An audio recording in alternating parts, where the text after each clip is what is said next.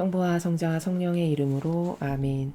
예수님과 어머니 하나 되신 성심을 통해 신성하신 하느님 아버지의 피앗의 나라에서 이 모든 기도를 봉헌드립니다.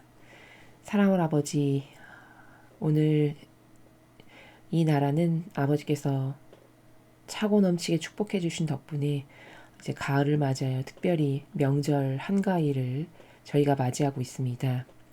모든 것이 가장 풍요롭게 아주 풍성하게 추수하고 넉넉하게 사랑해야 할 이 시기에 오늘과 앞으로의 연휴 기간 동안 가족들을 만나서 아버지께 속한 모든 자녀들이 행복하고 넉넉하게 나눌 줄 알고 아버지 뜻 안에서 서로 사랑할 줄 아는 그런 소중한 시간들이 될 수 있도록 축복해 주시옵소서.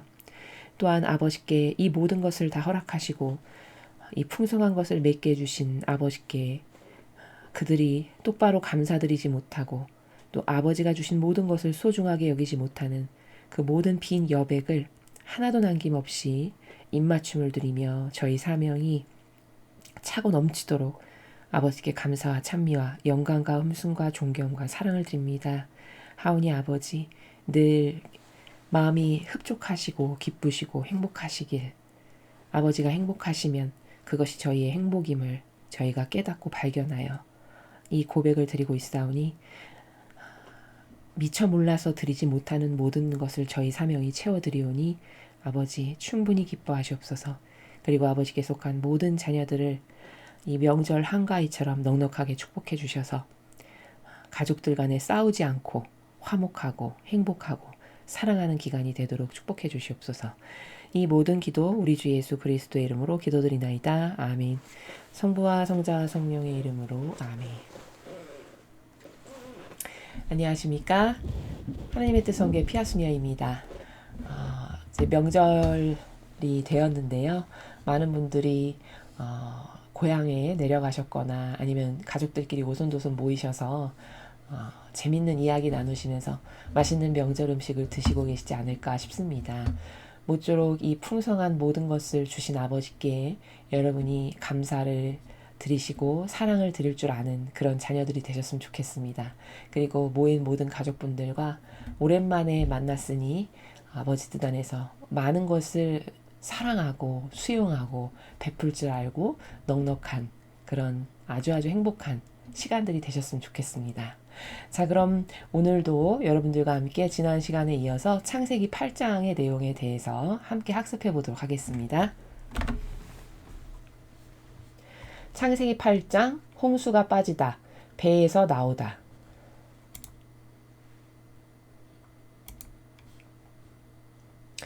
(8장) 홍수가 빠지다.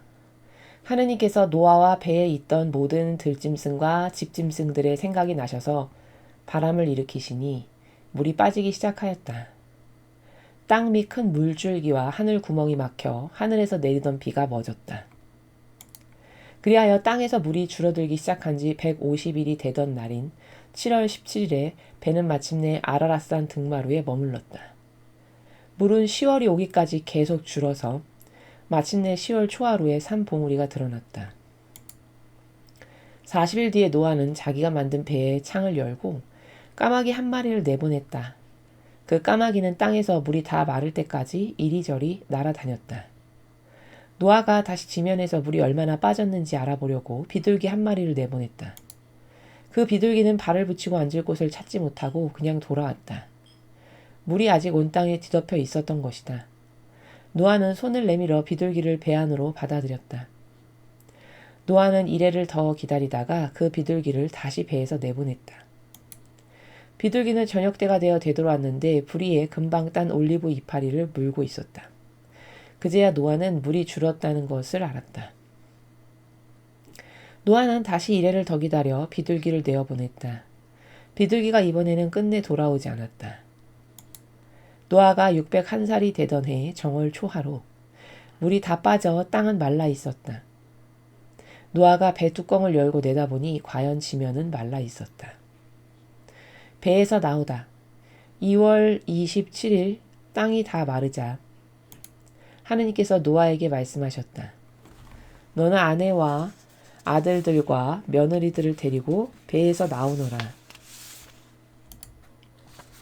새나 집짐승이나 땅에서 기어다니는 길짐승까지 너와 함께 있던 모든 동물을 데리고 나와 땅 위에서 떼지어 살며 새끼를 많이 낳아 땅 위에 두루 번전하게 하라. 노아는 아내와 아들들과 며느리들을 데리고 배에서 나왔다. 들짐승과 집짐승과 새와 땅 위를 기어다니는 길짐승들도 그 종류별로 모두 배에서 따라 나왔다. 노아는 주님 앞에 제단을 쌓고 모든 정한 들짐승과 정한 새 가운데서 번제물을 골라 그 제단 위에 바쳤다. 주님께서 그 향긋한 냄새를 맡으시고 속으로 다짐하셨다. 사람은 어려서부터 악한 마음을 품게 마련, 다시는 사람 때문에 땅을 저주하지 않으리라. 다시는 전처럼 모든 짐승을 없애버리지 않으리라. 땅이 있는 한 뿌리는 때와 거두는 때, 추위와 더위, 여름과 겨울, 밤과 낮이 쉬지 않고 오리라. 주님의 말씀입니다. 하느님 감사합니다.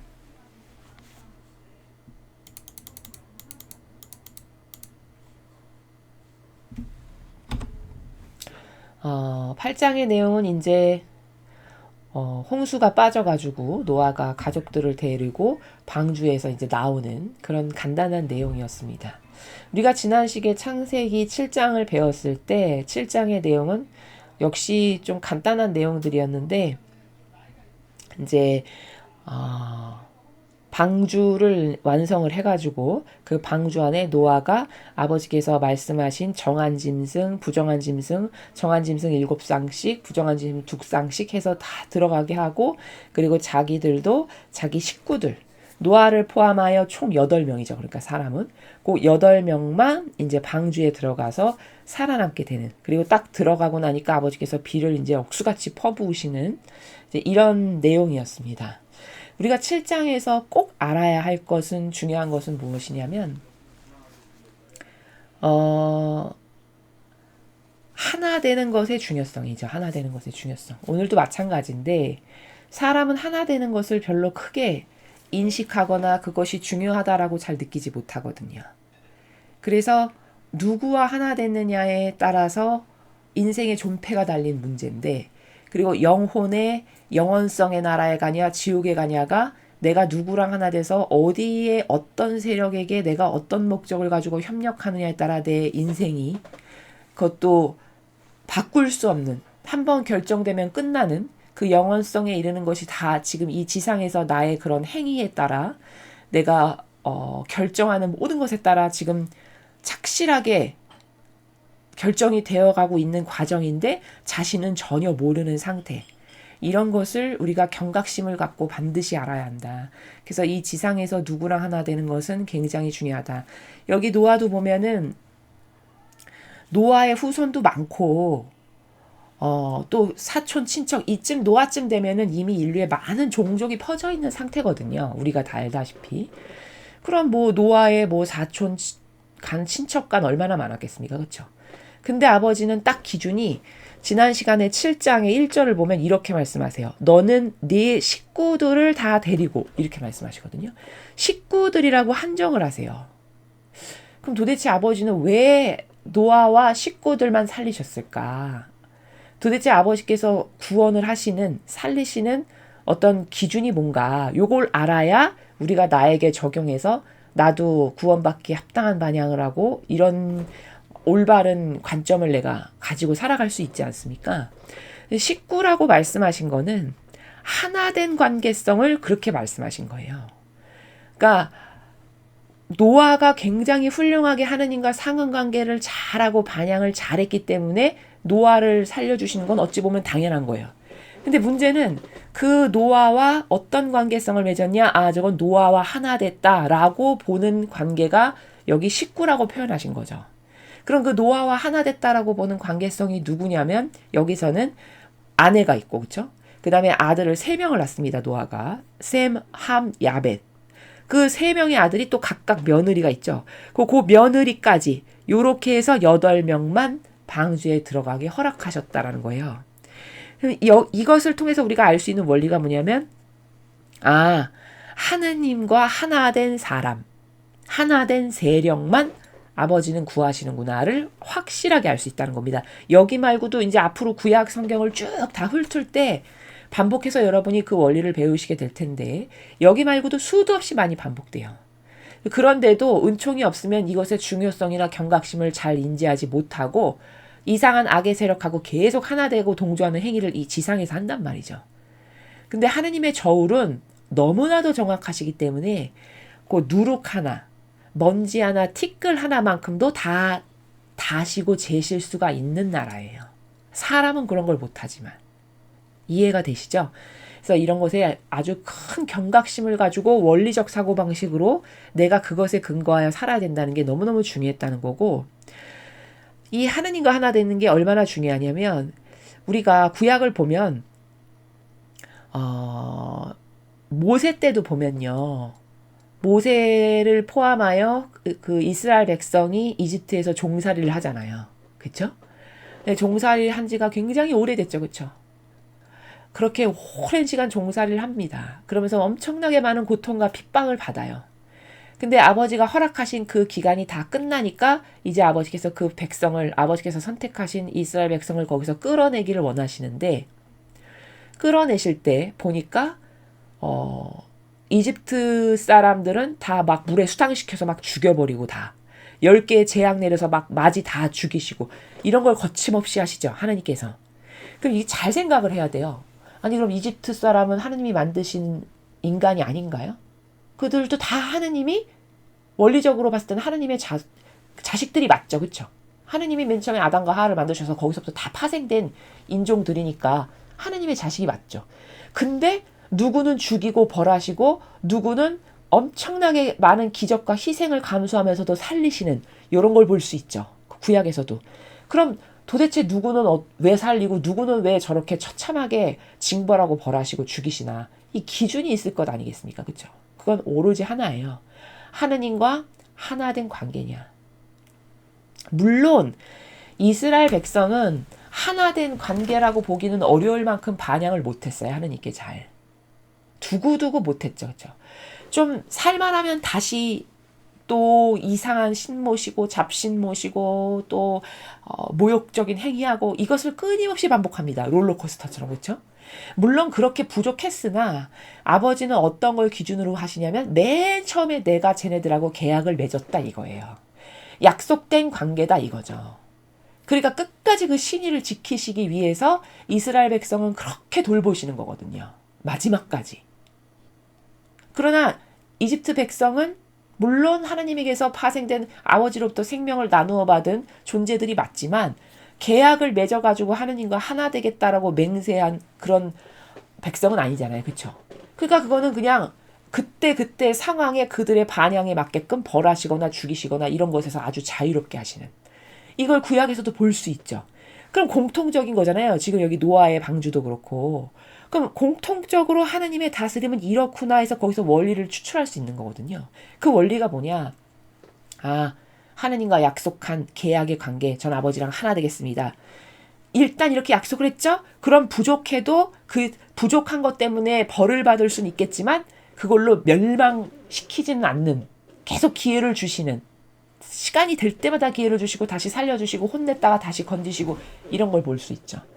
그럼 얼마나 하나 되는 게 중요한가요? 그렇죠? 이렇게 하나 되는 게 중요한 겁니다. 하나님과 하나 되지 않으면 망한다가 성경의 진리예요.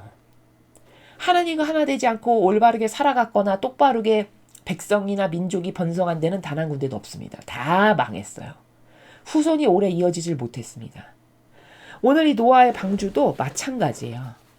아니 노아만큼 신실하고 하나님께 아주 정성스럽진 않았잖아요. 여기 아들들을 보면요. 그렇죠?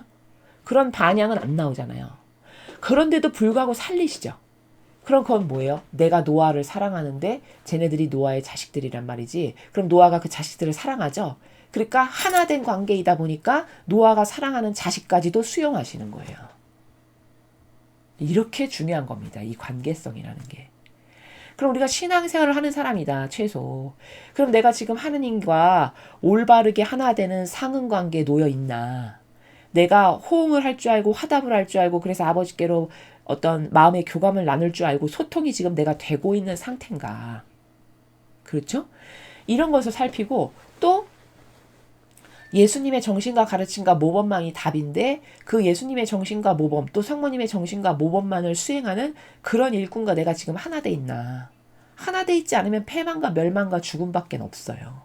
이스라엘 백성을 그렇게 사랑하셨는데도 기회를 그렇게 많이 주시더니 끝끝내 예수님이 오셨는데도 그들의 변화가 없죠. 회개라거나 뉘우치거나 그런 게 없었잖아요.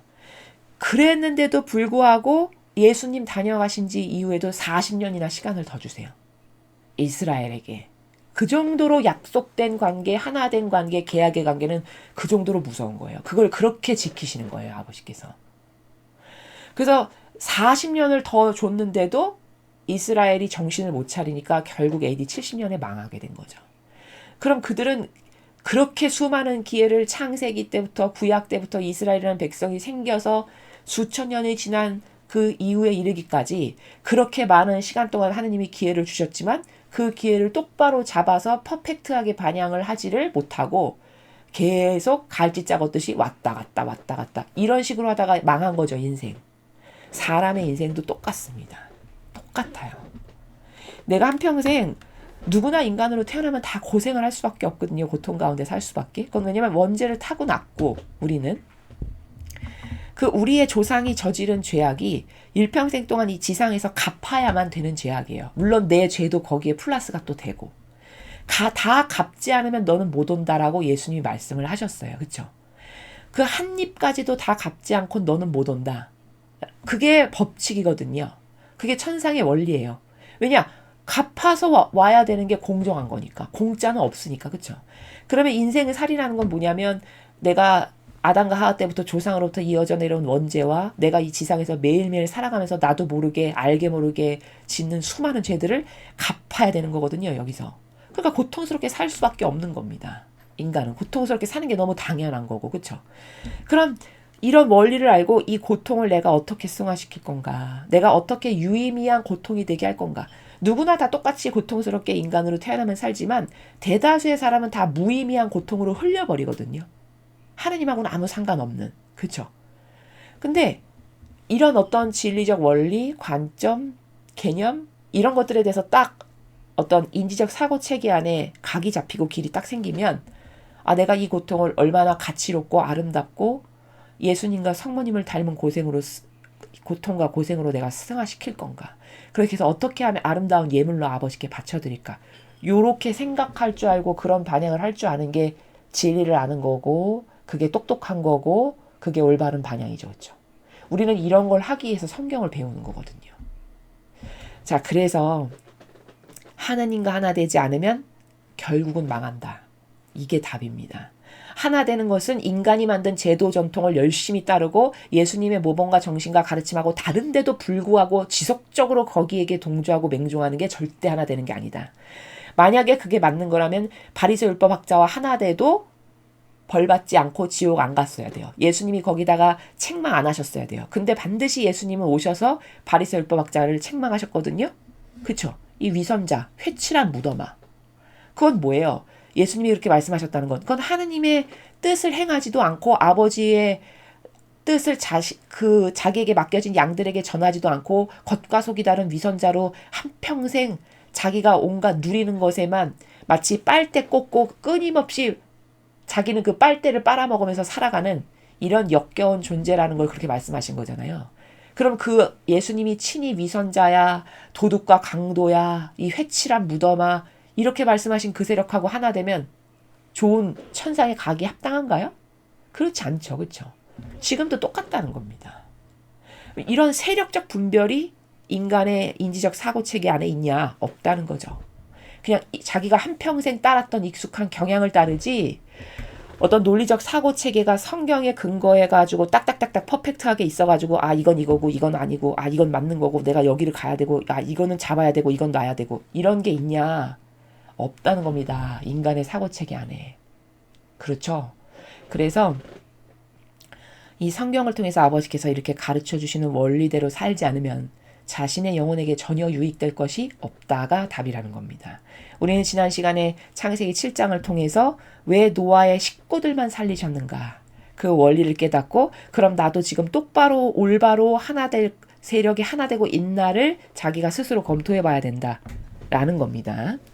자, 그것이 지난 시간에 중요했고 그 다음에 뭐 기타 부수적인 거는 지난 시간에 여러 가지 숫자가 나왔는데 그 숫자가 의미하는 바가 그냥 괜히 심심해서 아무 숫자나 가져다가 절대 쓰시지 않고 다 상응 관계에서 본질적 나라에서 의미가 있는 수이기 때문에 아버지가 그 숫자를 가져다가 말씀하시는 거다.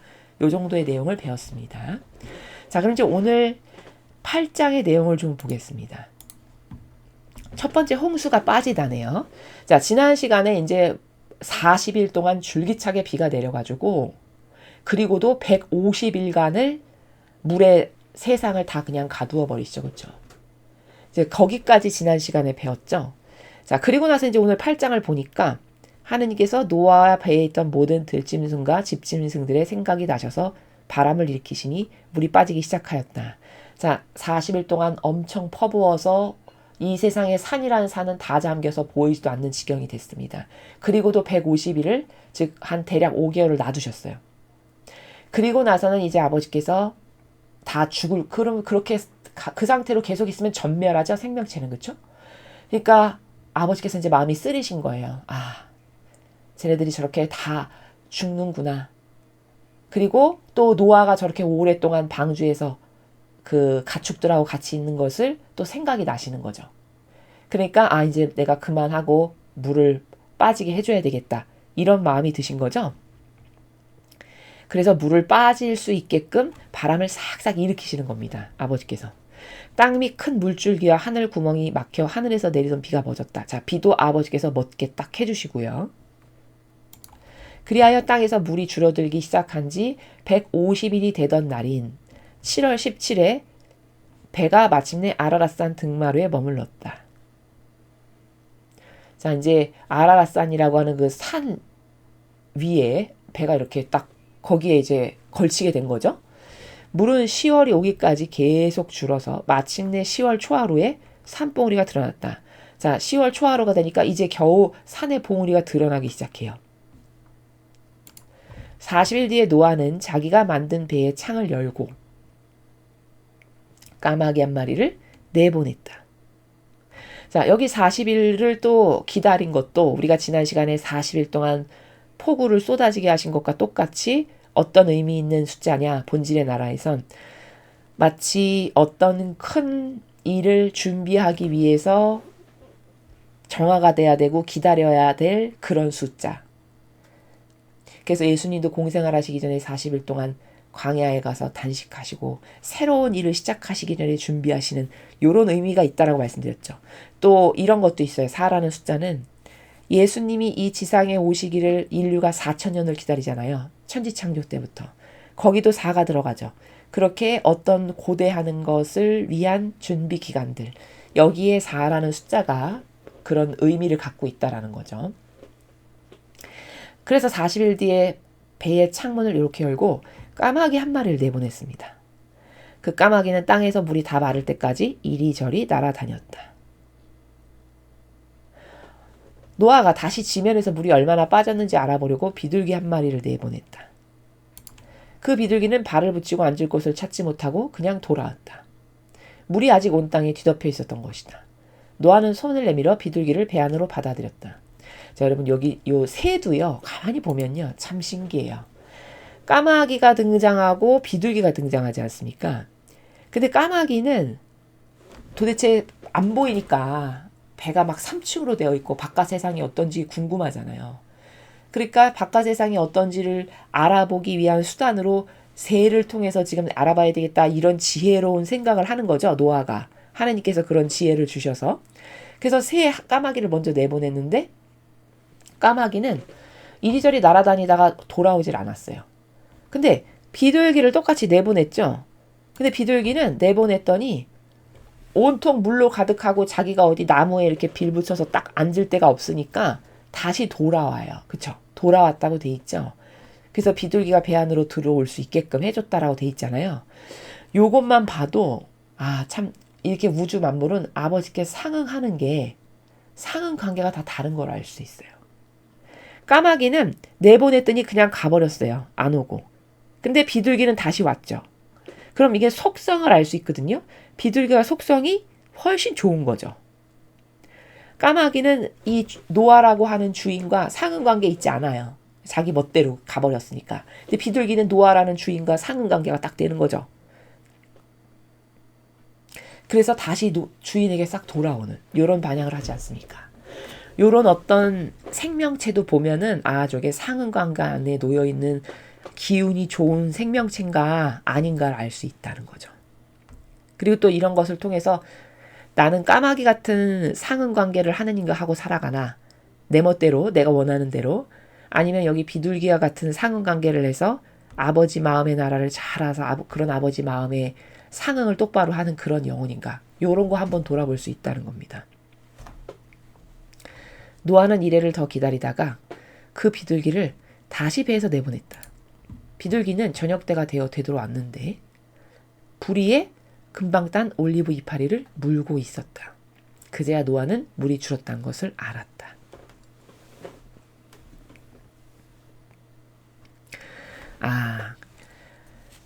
참 지혜롭지 않습니까? 이 노아가 지금 어떤 사실을 확인하는 방법을 보면 참 지혜롭죠. 어떻게 이런 생각이 있을까 싶을 만큼 이게 다 하느님과의 올바른 관계성 가운데 노아가 살아가니까 아버지가 이런 의견을 주시는 거거든요. 이렇게 해봐야 되겠다라는 마음을 먹게끔 하는 건 다 아버지가 주시는 지혜입니다. 지혜. 그러니까 이렇게 하느님하고 관계가 좋고 올바르게 반향할 줄 알고 소통이 되는 상응관계에 있는 영혼은요. 뭐 하나 하는 걸 보면 달라요. 그렇지 않습니까? 그래서 노아가 하는 걸 보면 상당히 지혜로운 걸 알 수 있어요. 여기서도. 어떻게 이런 생각을 했을까? 보통의 사람은 이런 지혜 있을 것 같습니까? 절대 그렇지 않아요. 사람이라고 해서 다 이렇게 지혜롭지 않습니다. 절대. 그래서 내보내가지고 딱 이파리 하나 딱 따온 걸 보니까 알아차린 거예요. 이파리를 따왔다는 건 뭐예요? 그 나무가 좀 드러날 만큼 물이 빠졌다는 뜻이죠. 딱 알아차리는 거죠. 물이 줄었다는 거를. 노아는 다시 이래를 더 기다려 비둘기를 내어보냈다. 비둘기가 이번에는 끝내 돌아오지 않았다. 이거는 이제 완전히 바깥 세상이 회복됐구나. 그러니까 비둘기가 이렇게 앉아있을 때가 있으니까 거기 가서 이렇게 앉아있을 수 있을 만큼 회복이 된 거를 알 수 있는 거죠. 이렇게 지혜롭게 상황을 파악하고 있는 노아를 보고 나는 노아처럼 저렇게 하느님과의 관계성이 올바라서 상응관계가 잘 되고 있나? 이런 걸 돌아볼 수 있어야 된다는 거죠. 노아가 601살이 되던 해 정월 초하루 물이 다 빠져 땅은 말라 있었다. 노아가 배 뚜껑을 열고 내다보니 과연 지면은 말라 있었다. 601살이 되던 해 정월 초하루니까 601살 되던 1월 1일이네요. 그죠? 1월 1일에 완전히 다 빠졌어요. 물이. 자, 그리고 나서 이제 배에서 나오단데 그리고 바로 나왔냐? 그렇지 않아요. 여기 노아를 보면은 나오라고 말씀하실 때까지 가만히 있어요. 물이 다 빠졌는데도 불구하고. 요거 되게 별거 아니고 사람은 간과하기 쉽지만 하느님은 요런 것만 보세요. 이 사람이 자기 뜻대로 맘대로 안 하는 사람이라는 걸 여기서도 알 수 있죠. 그렇죠? 아마 보통 사람 같으면 물 다 빠졌네. 자 이제 나가자. 자기 맘대로 다 결정하고 아마 나갔을 거예요. 보통의 대다수의 사람은 그럴 가능성이 굉장히 높죠. 근데 자기 눈으로 다 확인하고 지면 다 마른 것도 알았는데 안 나가고 가만히 있어요. 그래서 다음 14절을 보니까 2월 27일 땅이 다 마르자 하나님께서 노아에게 말씀하셨다. 너는 아내와 아들들과 며느리를 데리고 배에서 나오너라. 이렇게 말씀이 있으시죠? 말씀이 있으시니까 그제서야 18절에 보면 노아는 아내와 아들들과 며느리를 데리고 배에서 나왔다. 이렇게 반향을 하죠. 이 사람을 보면은. 이런 거 굉장히 작고 별것 아닌 것 같지만요. 저런 게 저 사람의 근성이고 속성이고 굉장히 하느님이 좋게 보시는 그런 양질의 것들이에요. 보통 사람은 다 하느님을 능가하고 간과하고 자기 자아가 늘 앞서가고 자기가 기만하고 이런 상태에서 사는 게 익숙하니까 이런 결정도 그냥 자기가 자기 멋대로 막 하거든요. 근데 노아는 그렇지가 않죠. 지금 보면. 요런 걸 보면 이 사람이 하느님하고 얼마나 관계성이 올바르고 아버지께 충직하고 순종하는 자였는가를 알 수 있죠. 이런 걸 우리가 배워야 한다는 거고요. 그리고 17절에 아버지께서 새나 집짐승이나 땅에서 기어다니는 길짐승까지 너와 함께 있던 모든 동물을 데리고 나와서 땅 위에서 떼지어 살며 새끼를 많이 낳아 땅 위에 두루 번전하게 하라. 자, 이제 그 방주에 같이 있었던 막 수많은 막 짐승, 뭐 동물 엄청 많았잖아요. 그것들을 다 이제 풀어줘가지고 함께 나와가지고 얘네들이 이제 여기서 다 번성하면서 자손을 낳고 아주 풍성하게 많아지게끔 그렇게 살아라 라고 지금 말씀을 하시는 거죠. 같이. 여기 하나서 볼 거는요. 여기 지금 601살 되던 정월 초하루 그때 물이 완전히 말랐죠. 근데 배에서 나오는 것은 그것보다도 무려 한 달도 더 있었어요. 그 이후에도. 2월 27일이니까 그쵸? 2월 27일에 노아가 나왔거든요. 그럼 우리가 대강 노아가 배에서 얼마나 있었는지를 알 수 있는 게 지난 시간 7장에 비가 오기 시작한 게 600세 되던 해였거든요. 땅 위에 홍수가 난 것은 노아가 600세 되던 해였다. 이렇게 나와요. 7장에. 그리고 폭우가 쏟아지기 시작한 게 노아가 600세 되던 2월 17일. 7장 11절에 나옵니다. 노아가 600세 되던 해 2월 17일 날 홍수가 시작됐어요. 근데 지금 나온 날짜가 601살 되던 2월 27일이니까 1년도 더 있었죠. 그쵸? 무려 1년도 더 있는 기간을 방주 안에서 살았습니다. 여러분 생각해 보세요. 얼마나 그게 답답하고 갑갑하고 힘들었을까? 그렇게 오랜 기간을 방주에 갇혀 있었던 거예요. 이게 다양한 동식물, 이 다양한 그 아버지가 보내주신 이런 생명체랑 굉장히 오랜 시간이 있었는 걸 우리가 알 수 있죠. 자, 그렇게 해서 이제 배에서 나왔습니다. 들짐승과 집짐승과 새와 땅 위를 기어다니는 길짐승들도 그 종류별로 모두 배에서 따라 나왔다. 노아는 주님 앞에 제단을 쌓고 모든 정한 들짐승과 정한 새 가운데서 번제물을 골라 그 제단 위에 바쳤다. 20절을 보면은 이 노아라는 사람이 지금 앞에 제가 작은 것 하나 말씀 떨어지기 전까지 자기 뜻으로 아무것도 안 하는 노아를 봤죠. 여기서 이 사람이 얼마나 남하고 다른 하느님이 왜 노아만 살리셨는가를 여기서 알 수 있고요. 20절도 보면 지금 노아의 특징을 알 수 있는데 배에서 나오자마자 한 일이 뭐예요?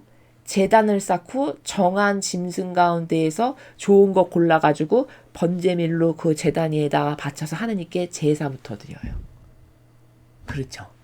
20절을 보면 배에서 나오자마자 하느님께 제사부터 바치는 노아의 모습을 볼 수 있어요.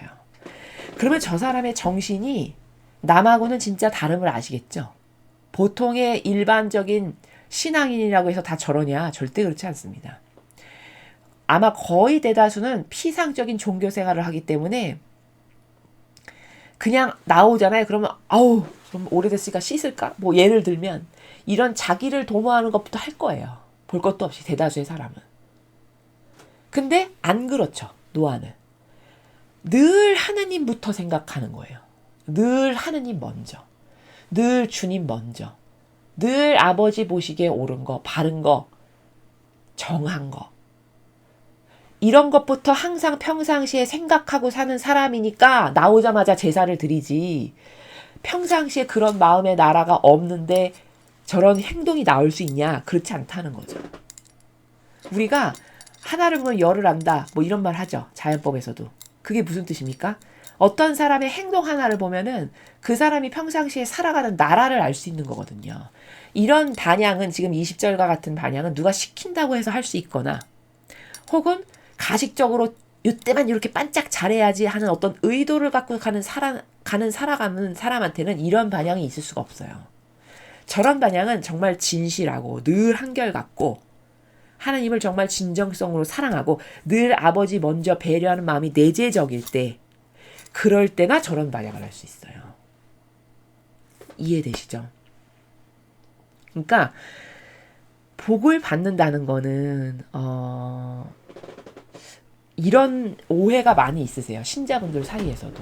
지금 이 부분이 나와서 여러분에게 좀 첨언을 드리면, 나도 이런 오해 굉장히 많은데, 저 사람이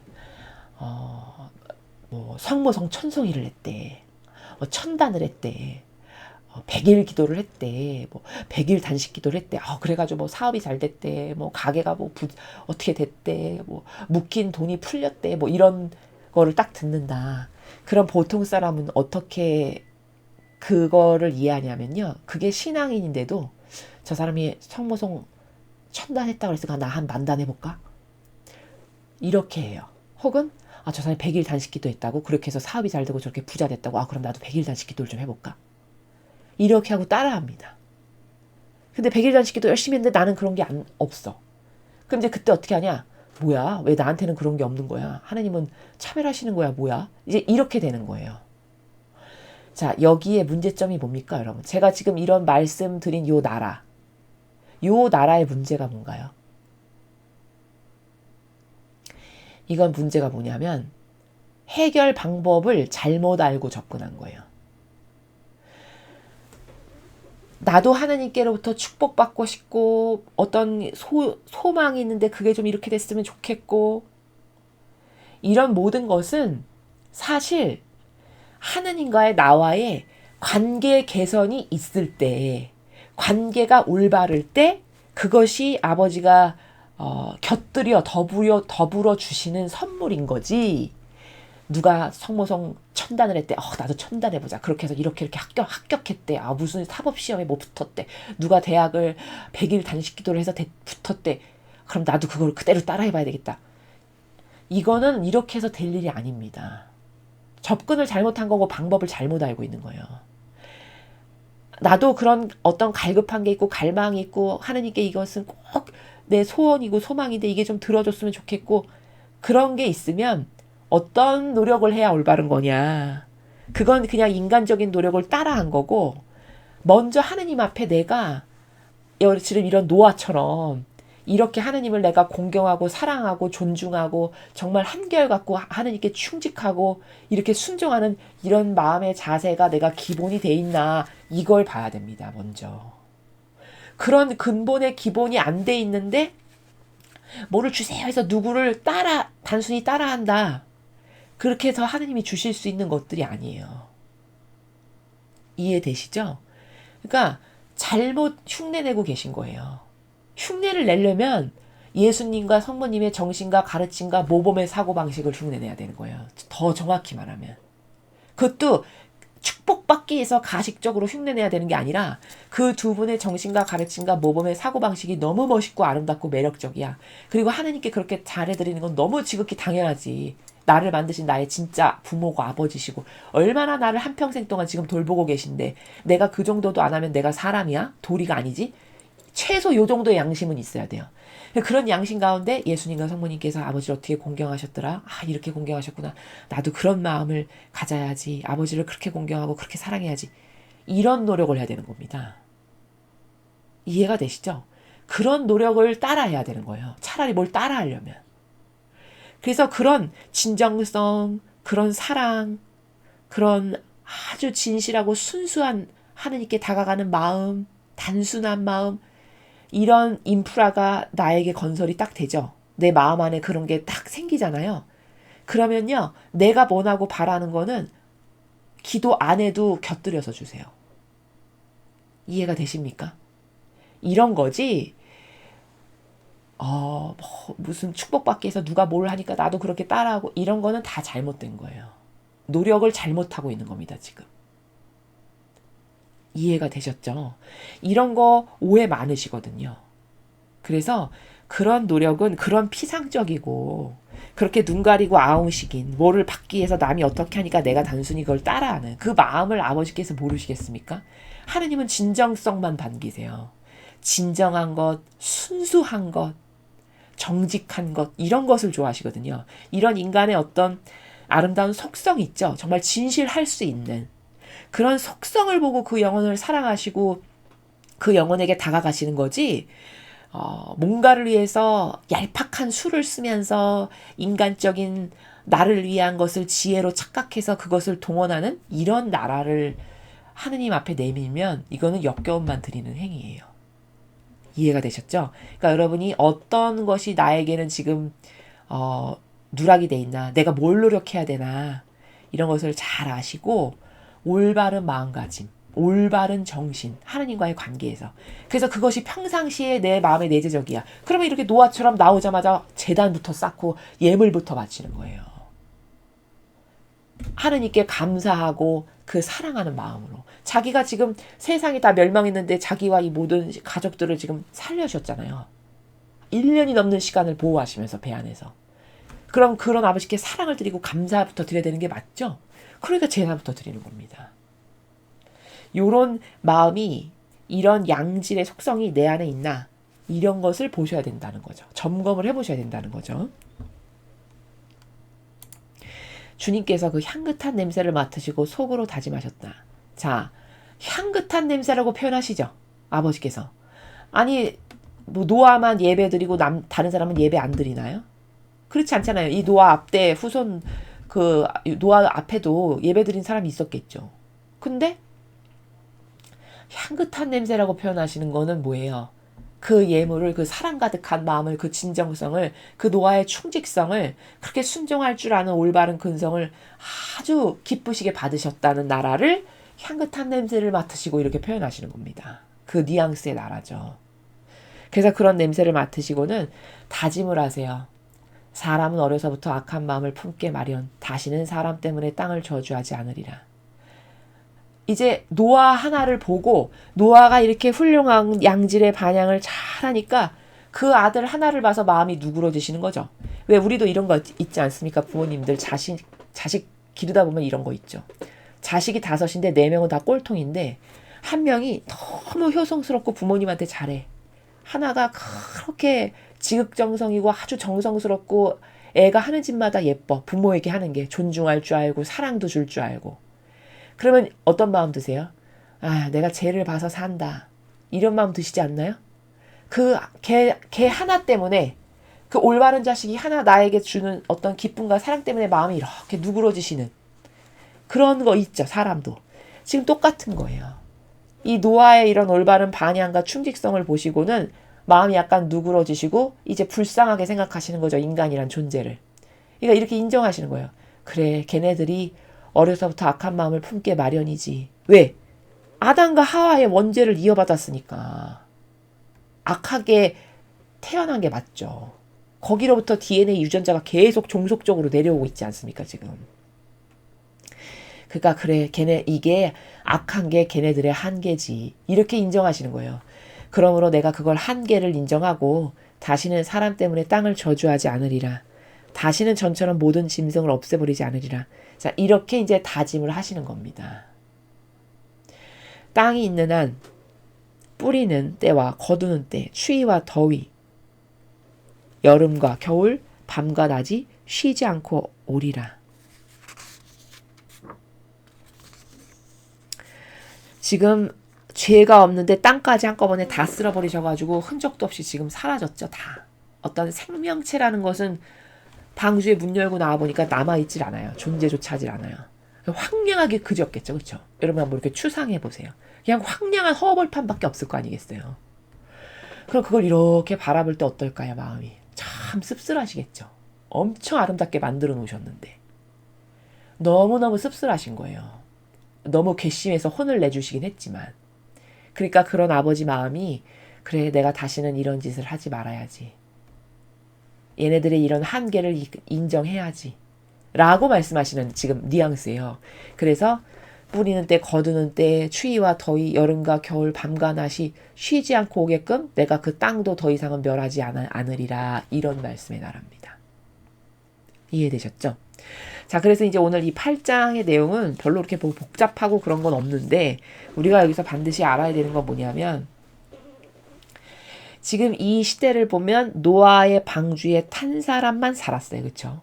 뭐 가축이건 짐승이건 할 것 없이 사람도 마찬가지고. 그러면 노아의 방주에 탄 사람만 살았다는 건 거기가 영혼을 보호할 수 있는 안식처고 유일한 피난처라는 거죠. 이 시대도 그런 게 있을까요? 없을까요? 지금 노아의 시대의 방주가 안식처고 보호될 수 있는 유일한 보호의 공간이었다면 이 마지막 시대를 살아가는 우리에게도 이런 노아의 방주 같은 안식처가 있다는 거예요. 마련을 해주셨다는 거예요. 그게 어디냐? 예수님과 성모님의 하나 되신 성심. 그래서 왜 마라나타 성지에서 말씀하시는 거 보면 하나 되신 성모님의 성심 안에 너희들의 영혼을 봉헌해라, 봉헌해라 막 이런 말씀 계속 하시죠. 그게 뭐냐? 그 예수님과 어머니는 두 분이 완전히 하나 되셨잖아요. 그 두 분의 하나 되신 그 마음, 성심이라고 하는 거룩한 마음 안에 내 영혼을 계속 봉헌드리는 거예요. 저의 내적이고 외적인 모든 것을 다 봉헌드립니다. 부디 받아주셔서 제가 악의 유혹에 넘어가서 휩쓸리거나 휘둘려서 마귀랑 동조하거나 협력하는 일이 절대 없게 해주시고 패망으로 치닫지 않게끔 저를 보호해주세요. 이걸 계속 하는 겁니다. 정신활동으로. 거기가 보호처고 피난처예요. 이해가 되셨죠? 이때가 노아의 방주가 보호처고 피난처였다면 지금은 하나 되신 성심이 보호처고 피난처다. 우리들의 영혼을 살릴 수 있는 이걸 알 수 있고 또 오늘 8장에서 알 수 있는 건 다 갚지 않고는 안 된다라는 원리가 적용된다. 지금 아버지께서 다 쓸어버리신 거거든요. 완전히 죄악을. 그럼 쓸어버리신 건 뭐예요? 어떤 그 죄악 덩어리를 고쳐 쓰시지 않고 다 쓸어버리고 새로 시작하시는 거죠. 그렇죠? 즉 다 갚게 하시고는 다시 새롭게 시작하시는 거예요. 천상의 나라의 원리가 그렇다라는 거예요. 그래서 그 말씀을 성경에서도 예수님은 너도 다 갚지 않고는 내 아버지한테 못 온다. 이렇게 말씀하시잖아요. 그게 연옥을 두고 하시는 말씀이거든요. 너가 연옥 가서 이 세상에서 지은 죄악 다 깨끗하게 다 갚지 않고는 너는 절대 천상의 나라에 못 와. 이게 천상나라의 원리의 다스림이에요. 그 원리와 똑같이 오늘 하느님도 어떻게 다스리시는가를 보니까 다 쓸어버리고 깨끗하게 대청소하고 다시 시작하시는 그것이 다 갚지 않고는 안 되는 원리 때문에 그렇다라는 거고요. 그 다음에 이제 여기 오늘 나왔던 뭐 150일, 40일 뭐 이런 숫자들이 성경의 지금 초반부에 자꾸 등장하는데 그것은 하느님의 다스림은 인간처럼 무질서하지 않기 때문에 여기 등장하는 모든 숫자는 아버지 다스림의 본질적 의미하고 다 관계성이 있는 거다. 우리가 미처 다 깨닫지 못해서지. 그래서 그런 대표적인 숫자가 뭐 4라든가 7이라든가 12라든가 이런 걸 제가 중간중간 설명을 드린 거예요. 그런 다스림과 관련 있는 숫자로 아버지께서 말씀도 하시고 이렇게 어떤 평가도 하시는 거지 아무것도 상관없는 무관한 숫자로 하느님께서 하시는 것이 아니다. 그 다스림의 원리가 있다. 이 정도로 정리를 할 수 있습니다. 그래서 지난 시간 오늘 다 중요한 내용은 누구랑 하나 돼야 되는가? 하나 되는 건 너무 중요한데 그것보다 더 중요한 건 도대체 누구랑 하나 될 건가? 어떤 세력과 내가 하나 될 건가? 어떤 세력과 하나 될 건가에 따라서 존폐의 성패가 달려있다. 존폐가 결정되는 길이다. 차라리 이 육적 죽음은 괜찮아요. 그것이 영원성하고 관련이 되는 건 아니니까. 근데 영혼은 누구랑 하나 되느냐에 따라서 내가 영원히 지옥에 갈 수도 있고 영원한 천상나라에 갈 수도 있고 이거는 매우 중요한 거죠. 그렇죠? 이거는 다시 바꿀 수도 없잖아요. 어떤 뭐 죽고 난 다음에 기회가 다시 주어지는 게 아니잖아요. 그럼 다 여기서 지금 내가 행하는 말, 행동, 생각하고 살아가는 나라, 사고, 방식, 정신세계, 누구랑 어떻게 하나 될 건가 이런 것하고 다 연관성이 있는 것들이거든요. 지금 내가. 그럼 내가 하는 어떤 행동이나 말이나 어떤 거 하나 결정하는 거, 행하는 거, 속하는 거, 하나 되는 거 이런 게 다 얼마나 중요합니까? 그게 다 취합돼가지고 열매로 딱 결정돼서 갈나라가 결정될 건데. 굉장히 중요한 거죠. 그렇죠? 그래서 이런 것에 대한 희박한 인식 체계가 내 영혼을 죽이는 거고 내가 준비를 똑바로 못하게 만드는 거다. 이런 것을 여러분이 잘 잊지 말고 기억을 자꾸 잊어버릴 만하면 리마인드를 하고 또 자꾸 되새기고 하셔서 특히 마지막 시대는 거의가 다 마귀의 세력이 거의 다거든요. 세상도 교회도 다 마찬가지예요. 선의 세력은 극소수고 거의가 다 마귀 세력이에요. 여러분도 아시겠지만. 그럼 지뢰밭을 지금 걷고 있는 거거든요. 영혼들이 다. 여러분 전쟁 나가서 지뢰밭 하나 지나가려면 식은땀 뻘뻘 흘리면서 발 하나 어디에 디딜까도 굉장히 조심하겠죠. 그렇죠? 그러나 그것은 발 만약에 잘못 뒤져서 지뢰 터져도 육신이 죽지 내 영혼성하고는 아무 상관이 없다는 거예요. 오히려 그거는. 근데 그거는 심혈을 기울여서 막 바들바들 떨면서 걸어갈 것 아니겠습니까? 지뢰 없는 데만. 근데 그것보다 더 중요한 게 내 영혼이 지금 지뢰 없는 밭으로 잘 걸어가서 결국엔 아버지의 뜻, 신적인 질서, 진리, 그 진리만을 전하고 그 진리만을 수호하고 그 진리로 살길 원하는 예수님과 성모님을 닮은 그런 모범의 세력과 하나 돼야 되고 또 내가 그렇게 사는 것. 이게 지뢰를 이렇게 잘 피하고 지금 살아가야 되는 이런 중요한 중차대한 시기인데 그런 개념이나 관점이 있냐? 없다는 거죠. 오히려 육적인 지뢰는 더 열심히 피하겠지만 영적 지뢰는 보이지도 않고 관심도 없거니와 잘 알지도 못합니다. 그러나 그 영적 지뢰를 밟는 게 육적 지뢰 밟는 것보다 더 무서운 일이다. 그건 회복 불가능한 일이다. 이런 것을 여러분이 잘 인지하셔서 올바른 분별 그리고 하나 되는 것의 중요성 또 여성 같은 경우는 유일성이니까 올바른 것에 속하는 것의 중요성 이런 것을 자꾸 일상생활에 자신의 삶 안에서 구현할 수 있는 그런 여러분 되셨으면 좋겠습니다. 이상으로 창세기 8장 해설 강의를 마치겠습니다. 감사합니다.